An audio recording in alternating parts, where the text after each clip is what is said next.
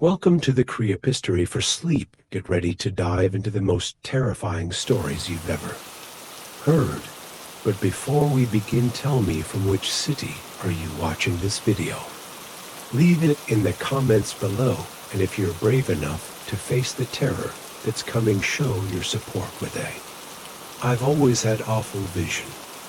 My parents were both so kind to bless me with a combination of their health issues. Chief among them is the glaucoma that has affected me since just about forever.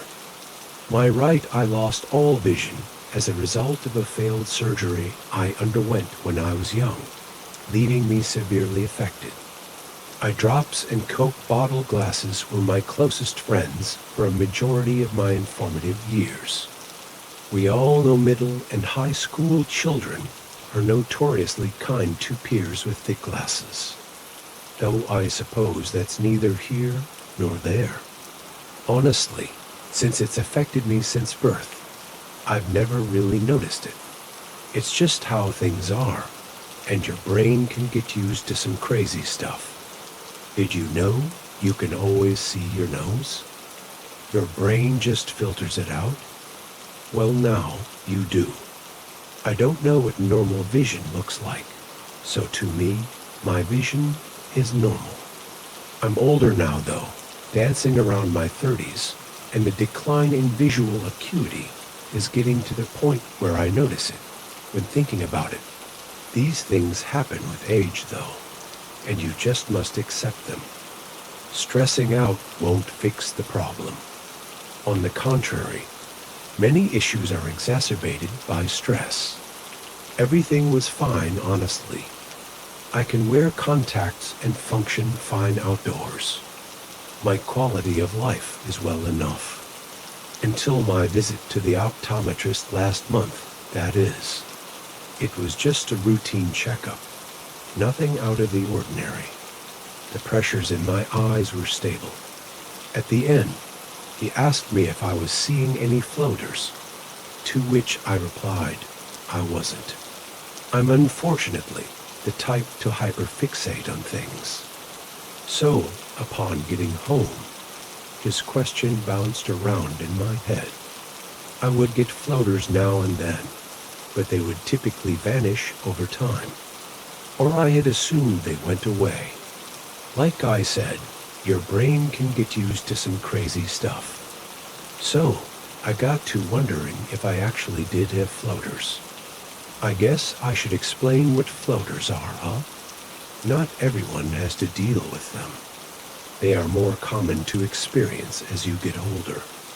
In the back of your eye is a gel-like substance. I know, you mean, right? In this substance, there are strands of protein. These strands can come loose and clump together. When the light hits these strands, you'll notice a disturbance in your vision. I'm not an optometrist, obviously, but that's about the gist of it. These floaters can appear as black, gray, or translucent obstructions in your vision, and while they aren't inherently harmful, they are obnoxious to be sure. Though if you're reading this and have had a sudden onslaught of floaters and flashes of light, make an appointment with your eye doctor. It could be a sign of a detaching retina. Just an FYI. So, I got to thinking about these little specks, and I wondered if maybe I had some, but I had just gotten used to them. It was a fairly bright day out, and I had some outside. Assistance in mellowing my brain out, and with my thoughts racing about the concept of floaters, I noticed it. Right in the center of my vision, a small floating strand. It looked like I had stared at a light for too long, that multicolored after image you get. At the moment, upon first noticing this ocular intruder, I spiraled, possibly spurred on by the cannabis in my lungs. I thought, well, this is it. Here goes what little vision I have left. For the rest of the day, anxiety plagued me, and ended up scrolling through blog after blog, learning everything I can. Eventually, I found solace in the forums I read. Groups of people conversing with each other, griping about floaters and giving hope to each other. The main takeaway about floaters is that you can just ignore them. Despite their intrusiveness, there is no real threat posed, and you can start to filter them out subconsciously. This relief carried me for a while, and I've got to say, it did work. The annoying little friend in the middle of my vision became less and less of a problem, and I'd hardly notice it at all some days. It was always there though, and if I went looking for it, I could find it, and the cycle would repeat. During one of these cycles, I had realized that it had gotten bigger. I thought maybe my mind was playing tricks on me, but no. It was definitely taking up more of my FOV than it had previously done. Looking at my phone, the intrusive colors obscured greater sections of the screen. I made another appointment, and the doctor informed me that I would simply have to live with it, as treatments are still fairly new, and they only use them for severe cases in people older than me. So, I did my best to just deal with it. Tried to keep my mind from wandering into thoughts of my little translucent friend. But with it having grown, it was harder to do. My job required me to read a lot of projects, notes, and planograms, so I'd often be starting at small black text on white pieces of paper. It became almost impossible to ignore, and I fell down a depressive hole, hardly leaving the house, keeping all the lights off inside. My hobbies, my job, and my life started to crumble. And I'm not alone in this experience. If you think I'm overreacting, many people have dealt with this same cycle. It's lonely and destructive, and unfortunately, your brain can get used to anything, even if it's killing you. I remember sitting in my room, staring at the white walls. My light was on, which it rarely was. Just sitting there, I watched the shape of my floater dancing in my vision, staring at it, as if my hatred for it might burn the obstruction away. Never have I ever been so intimately aware of the shape it took. What was at first nothing more than a thin thread of blotchy colors had transformed into what looked like a mess of see-through yarn. Somewhere in the back of my mind danced intrusive thoughts that I could just pluck my eye out, get ahead of the disaster, and deal with the consequences. This thought became fairly present when I noticed that in the middle of this barely perceptible clump was a speck of black. This was something I was fearing from the start. The translucent floaters are one thing. The darker ones, though, almost demand your attention. My teeth gritted, and I could feel the anxiety setting in, the racing heart and pounding mind. I cursed my DNA and all its faults. I watched that speck for so long, focused so hard on it, I don't remember falling asleep, only that it was dark out when I woke up.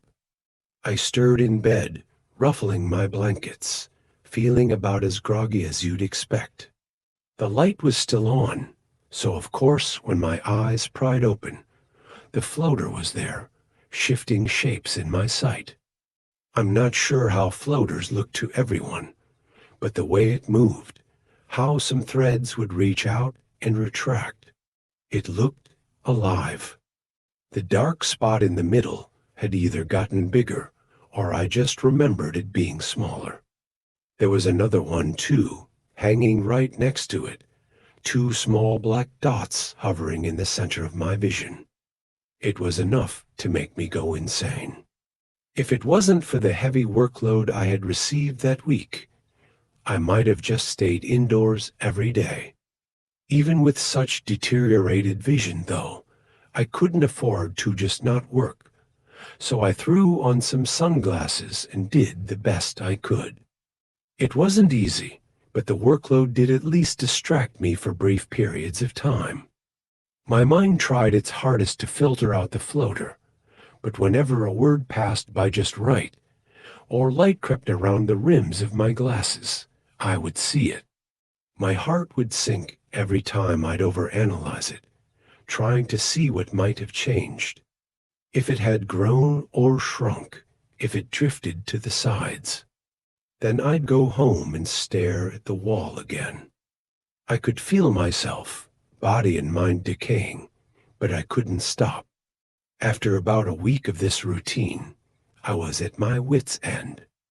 With the project complete, I had earned a day off from work. I did not spend this day stress-free.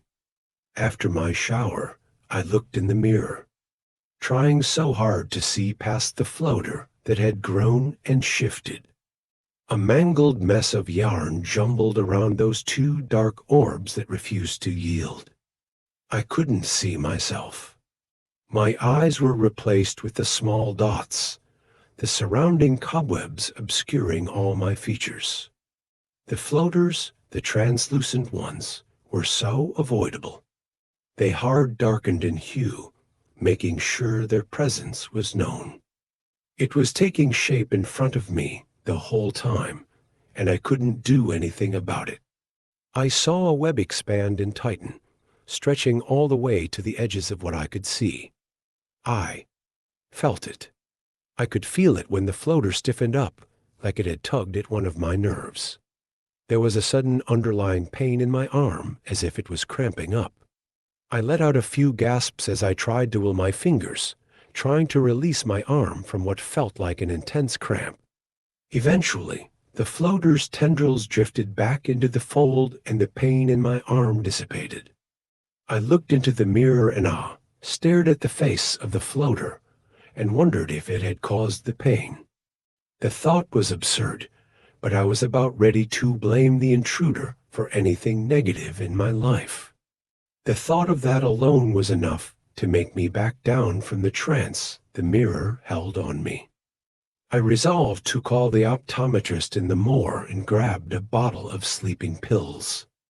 Stepping through the house, I turned one light on after the other as I fiddled with the pills in my head.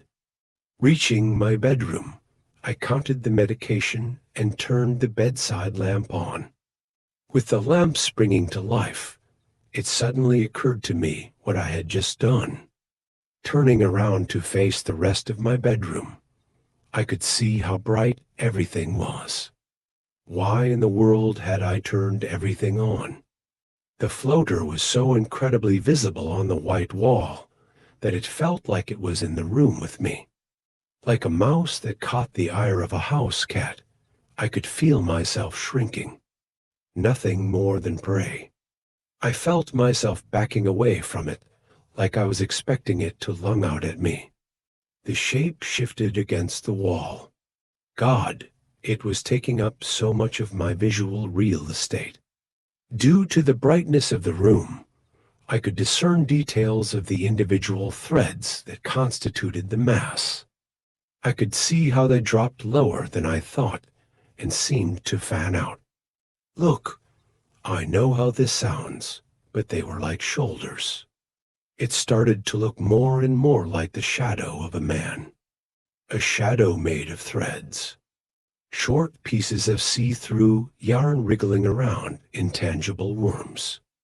The more I looked, the sharper the image got, the less I could see what was behind it. The room was so damn bright that when I closed my eyes, there was enough light resting on my eyelids that I could still see it. It was even worse in the dark that shut eyes afforded. Just this spectral being looming off in the darkness, staring back at me. As it shifted, I could see its head bobbing from side to side like it was curiously observing me. Like I was some zoo animal.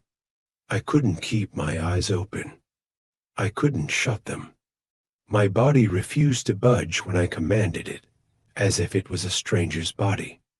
My mind was just floating there, drifting through the experience. Those threads in my eyes would reach to the side of my vision, over and over. Each time they reached, they got stiff, no longer appearing to be floating freely, like they had latched onto something. There would be a brief and sharp pain somewhere on my body, and the tendrils would retreat into the mass. Eventually, I found I was moving around the house. What little I could see of it anyway. There would only be brief snippets of what was beyond the floater. I don't know if the bits of protein were getting darker or if there were just more, and they layered over each other, but the strands started to become a dark gray. The eyes gods see, I'm calling them eyes. The little black dots, I mean. They never changed, stayed just as small, hanging side by side in the middle of the mass. There was no reason behind where I was in the house. I'd just be in the bathroom, then in the kitchen. Like an aimless child, my body waddled around. I'd pick up various objects and just look at them, turning them over and soaking in every detail. There was a point where I could see that I was just looking at my hands. Like I was in awe of how they articulated, and I wanted to study the movements of my digits. The mass of floaters in my eyes may have looked like some far-off observer, but I felt like one. It wasn't my body anymore. I wasn't deciding. I started to ask myself just how close my optic nerves were to my brain. I asked myself just where those floaters were reaching to and what they were grabbing.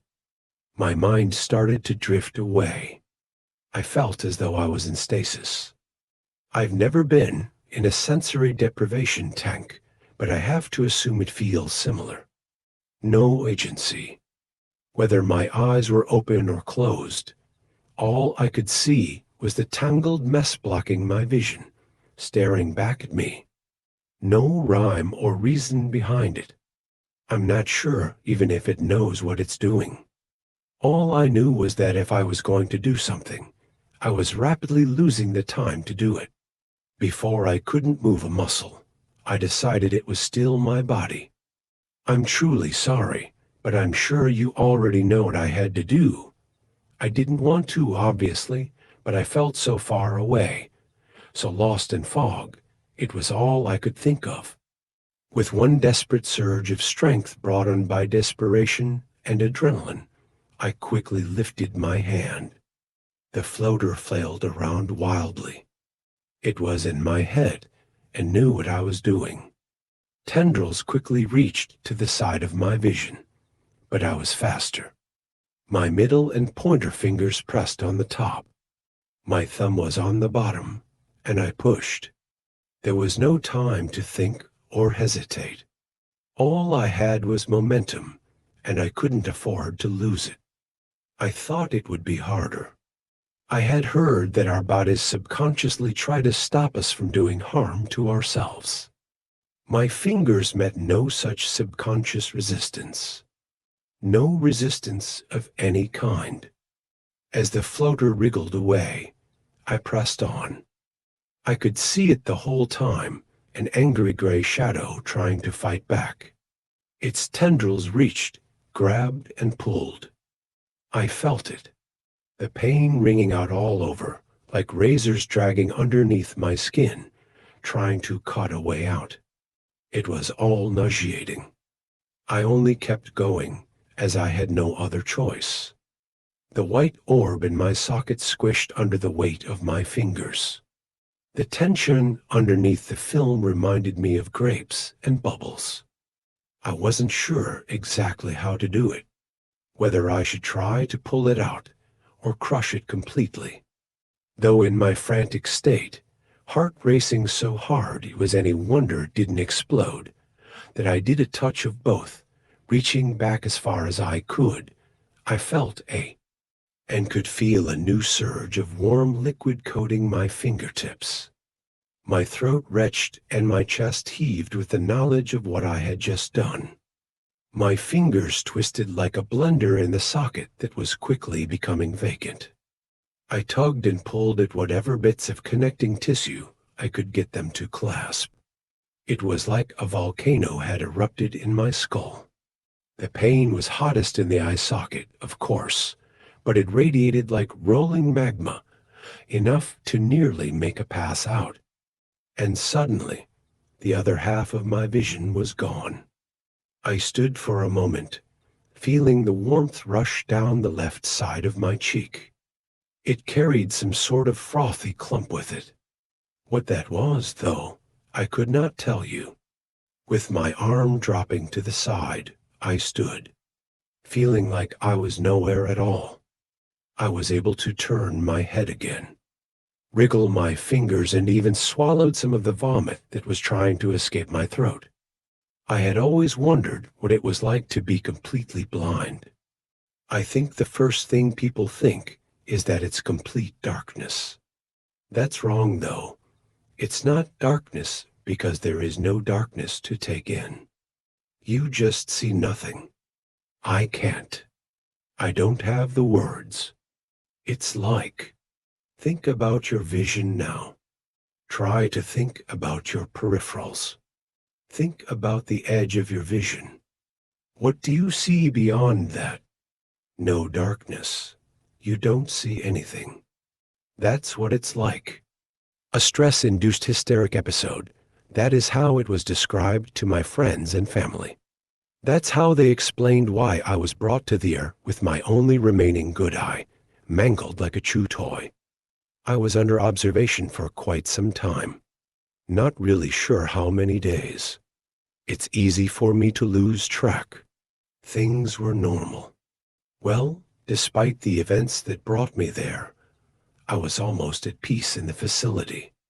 I was learning how to navigate the world without sight. Normally, I'd have been terrified of going completely blind, but I felt almost relieved, knowing I'd never have to see those floaters again. And I was right. I'll never see them again. I can see them. But that doesn't mean they're not there. That doesn't mean I can't feel them tickling the inside of my skull. A scratch that I could never reach all day, every goddamn day. Thank God for speech-to-text software, right? Thank God I can tell you all about this misery. Do you know what it's like to feel watched? To always feel watched. To not be able to see your observer. The way my skin never stops crawling. The way parts of my body will flare up with white-hot pain, like it was punishing me for fighting back. It just keeps getting worse. I'm starting to just show up in random rooms again, holding random objects, looking down at them, like the floater is mocking me. Like it can see still, but I can't, and it wants me to know that I lost. The worst part, the absolute final dagger in this rotting corpse of me, is that somehow, some inexplicable way, even in all the nothing that I can see, in the complete void of sensory information I can still see those two little black dots. I can still see them staring at me.